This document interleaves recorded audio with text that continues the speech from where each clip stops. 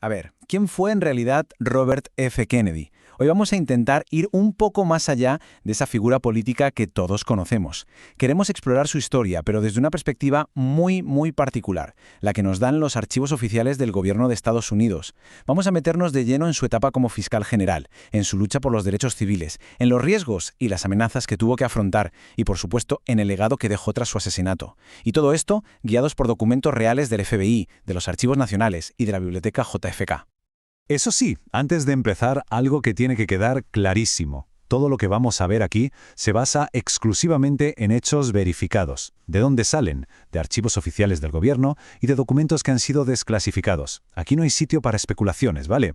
Cada cosa que digamos se apoya en las fuentes, en lo que dicen los propios papeles. Así que la pregunta que nos va a guiar es sencilla, pero tiene mucha miga. ¿Quién fue Robert F. Kennedy según lo que nos cuentan los registros oficiales? Pues eso, vamos a bucear en los expedientes a ver qué encontramos.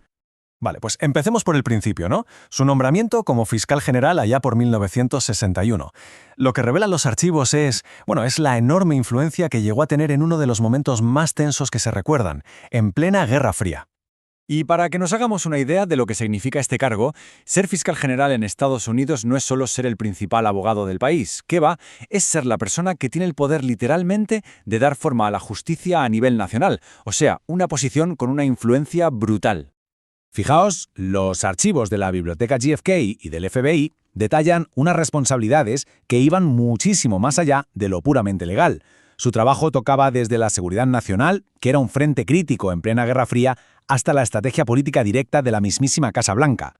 Pero claro, la influencia de RFK no se quedó solo en la alta política. Ahora vamos a ver su faceta quizá más decisiva y personal, su lucha por la justicia social.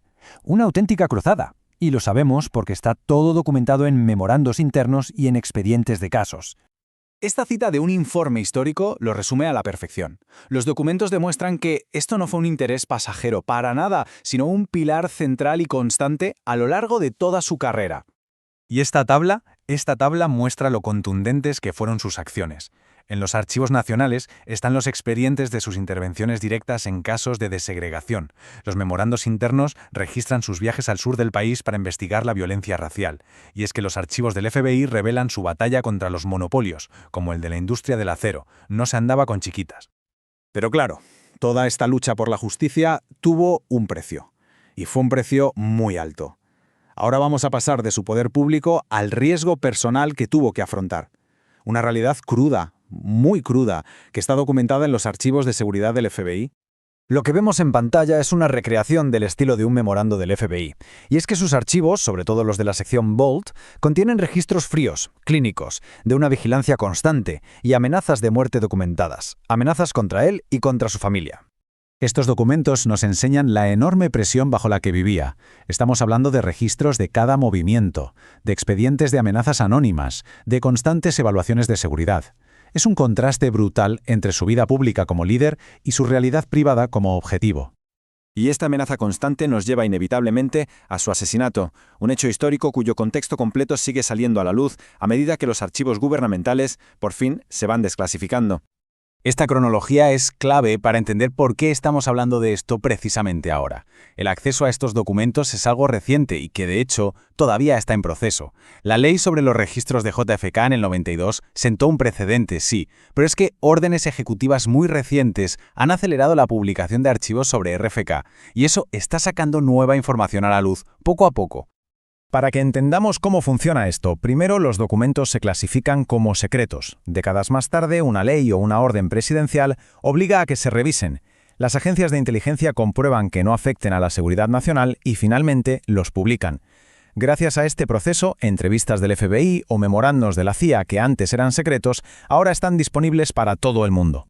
Y con esto llegamos a la conclusión.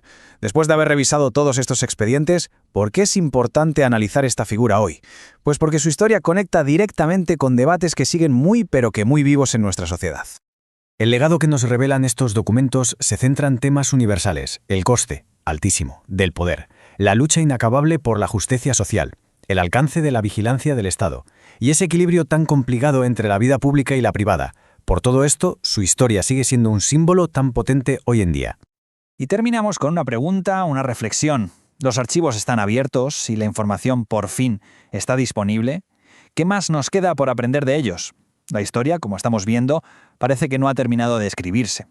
Un último recordatorio. Todo lo que hemos expuesto aquí proviene de fuentes oficiales de acceso público. Para quien quiera profundizar, los enlaces a los archivos están en la descripción.